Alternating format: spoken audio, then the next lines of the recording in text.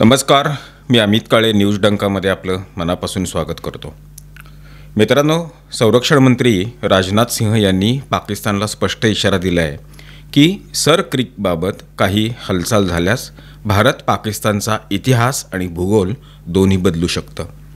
पाकिस्तानने या क्षेत्रामध्ये सैन्यदल वाढवले आणि पायाभूत सुविधा उभारलेले आहेत। सामरिकदृष्ट्या अतिशय महत्त्वाचं असं हे क्षेत्र पश्चिमेकडील समुद्र सीमेजवळ आहे।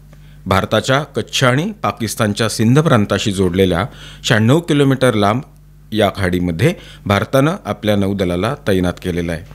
तसंच तटरक्षक दल देखरेख करते।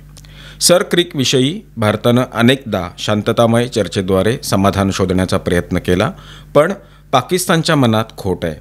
1965च्या युद्धात भारतीय सैन्याने लाहोरपर्यंत पोहोचण्याची क्षमता दाखवलेली होती। 2025मध्ये पाकिस्तानने हे लक्षात ठेवण्याची गरज आहे की कराचीला जाणारा मार्ग सर क्रीकमधून जातो।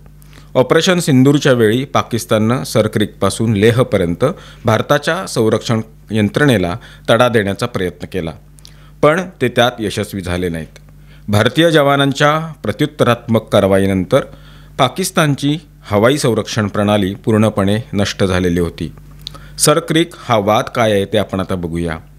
भारत पाकिस्तान सीमारेषा ठरवणारं हे क्षेत्र सुरुवातीपासूनच वादग्रस्त राहिलेलं आहे। गुजरातच्या कच्छ आणि सिंध प्रांतातील 96 किलोमीटर लांब दलदली खाडी जी अरबी समुद्राशी जोडलेली आहे। इथं पाण्याचा स्तर सतत बदलत असतो, कारण समुद्रातील उंच लाटा। खाडीमध्ये हायड्रोकार्बन आणि नैसर्गिक गॅसचा साठा आहे। तसंच मासेमारी आणि समुद्री व्यापारात याचं महत्त्व आहे। पाकिस्तानसाठी समुद्रावर लक्ष ठेवण्याचं हे एक महत्त्वाचं केंद्र आहे। तसंच कराची पोर्टकडे जाणारा समुद्री मार्ग देखील हा आहे। सीमा ठरवणं हे तर कठीण राहिलं आहे, म्हणून सुरुवातीपासून वाद चालू आहेत। सर क्रीक वाद सोडवण्यासाठी अनेकदा प्रयत्न करण्यात आले। 1965च्या युद्धानंतर तत्कालीन ब्रिटिश पंतप्रधान हेरॉल्ड विल्सन यांनी हस्तक्षेप केलेला होता। भारत पाकिस्तान न्यायाधिकरणही स्थापन करण्यात आलं, पण 1968मध्ये पाकिस्तानला त्याच्या दाव्याचा फक्त 10% भाग दिला गेला, तरी पाकिस्तानने मान्य केलं नाही। 1997मध्ये अनेक मुद्द्यांसह सर क्रीकबद्दल चर्चा झाली। 2005 ते 7 दरम्यान संयुक्त सर्वेक्षण झालं, तरीही समाधान मिळालं नाही। अनेक मासेमारांना पाकिस्तान पकडत असतो, कारण ते अजाणतेपणे त्याच्या सीमेजवळ जातात। भारताचं म्हणणं हे आहे की खाडीच्या मध्यभागातूनच सीमा असावी, तर पाकिस्तान अधिक क्षेत्राची मागणी करतोय। भारत शांततामय चर्चेद्वारे समाधान शोधू इच्छितो, पण पाकिस्तान अनेकदा कुरघड्या करत असतो। सध्या या प्रकरणातील ताज्या घडामोडी म्हणजे पाकिस्तानने सैन्यदल वाढवलं असून तटीय क्षेत्रामध्ये पायाभूत सुविधा उभारलेल्या आहेत। मित्रांनो, या व्हिडिओच्या माध्यमातून देशभरात घडलेल्या काही महत्त्वाच्या घडामोडींचा आढावा आपण घेत असतो। विशेष म्हणजे या बातम्या आपल्याला मेनस्ट्रीम मीडियामध्ये दिसणार नाहीत किंवा दाखवल्या जात नाहीत। अशा बातम्यांचा परामर्श या व्हिडिओच्या माध्यमातून घेण्यात येतो। आपण नेहमी बघतो की मेनस्ट्रीम मीडियामध्ये एखादी बातमी दाखवली जाते आणि त्याच बातमीचं दळण दिवसभर दळलं जातं। त्यामुळे देशभरात आणि देशाबाहेर घडणाऱ्या अनेक बातम्या दुर्लक्षित होतात, त्याकडे लक्षात जात नाही किंवा जाणून-बुजून त्या दुर्लक्षित केल्या जातात। न्यूज डंका अशा बातम्या, विशेष घडामोडी, बातमी मागची बातमी सांगणारा हा उपक्रम घेऊन आलेला आहे। मध्य प्रदेशच्या ग्वालियरमध्ये गांधी जयंती दिवशी एका लहानशा कार्यक्रमानं मोठा वाद निर्माण झाला।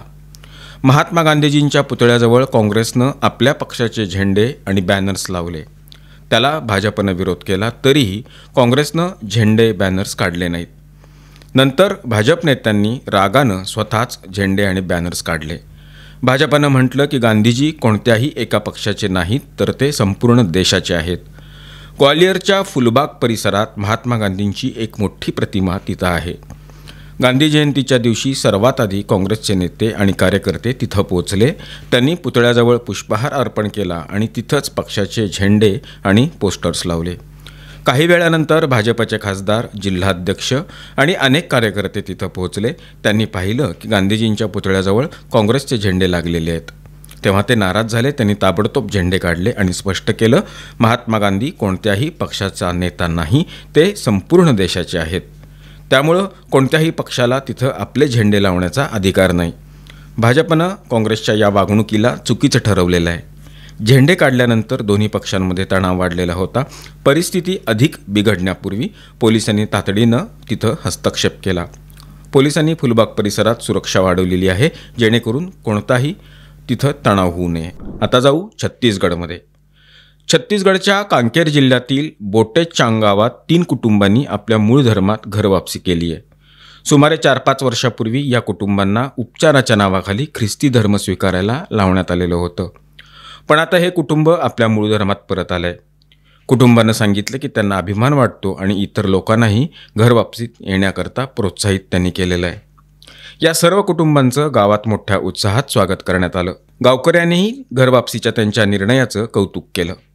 ग्रामस्थांनी त्यांना पारंपरिक पद्धतीनं घरी आणलं, पगडी घातली आणि जिल्हा पंचायत सदस्य देवेंद्र टेकाम यांनी त्यांना सन्मानित सुद्धा केलं. याशिवाय बोटेचांग गावात PECA अधिनियम 1996च्या संविधानाच्या 5व्या अनुसूची अंतर्गत धर्मांतराच्या क्रियाकलापांवर बंदी घालण्याचा प्रस्तावही पारित करण्यात आलेला आहे. गावात माहिती फलकसुद्धा लावण्यात आलेत, ज्यावर स्पष्ट लिहिलं आहे की पास्टरकडून धर्मांतराच्या क्रियाकल्पांवर बंदी आहे. कुटुंबांनीही सांगितलं की आता ते आपल्या कुलदैवताचं पूजन करतील आणि आपल्या संस्कृतीशी जोडून योग्य मार्गावर चालतील. कांकेर जिल्ह्यात धर्मांतरविरुद्ध आंदोलनाच्या अंतर्गत बैठकांचं आयोजन सुरू आहे. दलित आणि आदिवासी समाज आता आपल्या मूळ धर्माकडं परतण्याची इच्छा व्यक्त करतोय. अनेक गावांमध्ये ख्रिस्ती प्रचारक आणि मिशनरींच्या येण्या जाण्यावर बंदी घालण्यात आली आहे. आता जाऊ कॅनडामध्ये. कॅनडामधील सेस्केचेवान प्रांतातील सास्काटून येथील एका न्यायालयानं भारतीय वंशाच्या जतिंदर पाल सिंग याला ड्रग्ज तस्करीच्या आरोपाखाली 11 वर्षांची शिक्षा सुनावलेली आहे. सिंगला ऑगस्ट 2024मध्ये सास्काटूनमध्ये अटक करण्यात आली होती. त्याच्याकडं मॅथामॅफ्टामिन आणि फेंटेनिल सारख्या ड्रग्जचे पॅकेट्स आणि एका हॉटेलची चावी आढळून आलेली होती. हॉटेलच्या खोलीचा ताबा घेतल्यानंतर पोलिसांना मोठ्या प्रमाणात ड्रग्ज, तराजू, पॅकिंग बॅग्स, सुमारे 500 ग्रॅम कोकेन, एका नोंदीची डायरी आणि $77,546 रोकड मिळाली. 27 वर्षीय जतिंदर पाल सिंग शिक्षणासाठी कॅनडा येथील ओंटारियोमधील एका विद्यापीठात आलेला होता. त्यानं पहिल्या वर्षाचा अभ्यास पूर्ण केला, पण दुसऱ्या वर्षाची फी भरू शकला नाही, यामुळं त्याचा स्टुडंट व्हिसा संपुष्टात आला. त्यानं न्यायालयाला सांगितलं की तो शिक्षणाचा खर्च उभा करण्यासाठी ड्रग्ज विकायला लागला.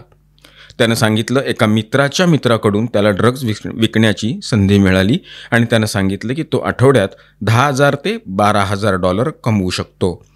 परंतु त्याला आठवड्यात जास्तीत जास्त फक्त $3,800 मिळाले. त्यानं सांगितलं की तो एका गटाशी संपर्कात होता, जो सिग्नल ॲपद्वारे सूचना देत असे. सुमारे 10 दिवसानंतर त्याला सास्काटून पाठवण्यात आलं आणि तिथल्या हॉटेलच्या खोलीत आधीच ड्रग्ज आणि $20,000 रोकड ठेवलेली होती.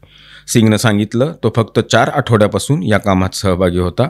प्रत्येक रविवारी गटाचे लोक आठवड्याची कमाई घेण्यासाठी तिथं येत होते. हॉटेलमध्ये मिळालेली रोकड रविवार ते शुक्रवारपर्यंतची कमाई होती. न्यायाधीश लिसा वॉटसन यांनी सांगितलं सिंगचा कोणताही जुना गुन्हेगारी रेकॉर्ड नाही, परंतु त्यानं समाजात अत्यंत धोकादायक असे नशेचे पदार्थ विकलेले आहेत. त्याचा नागरिकांच्या आरोग्यावर गंभीर परिणाम झाला आहे. त्यांनी म्हटलं जे लोक फक्त पैशाच्या लोभामुळं समाजाला हानी पोहोचवतात त्यांना त्यानुसार शिक्षा दिली जावी. जरी सिंगला सर्व नफा मिळाला नाही तरी त्यानं त्या गिरोहाला फायदा पोहोचवला आणि नशेचे पदार्थ समाजात पसरवले. न्यायालयानं त्याला 11 वर्षांची शिक्षा ठोठावलेली आहे. मित्रांनो, या व्हिडिओच्या माध्यमातून मांडण्यात आलेले विषय आपल्याला कसे वाटले याबद्दलची आपली मतं काय आहेत, आपल्या प्रतिक्रिया काय आहेत त्या कमेंट बॉक्समध्ये लिहून जरूर कळवा. व्हिडिओ आवडला असल्यास तो लाईक करा, शेअर करा आणि आमचं चॅनल आठवणीनं सबस्क्राईब करायला विसरू नका. धन्यवाद आणि नमस्कार.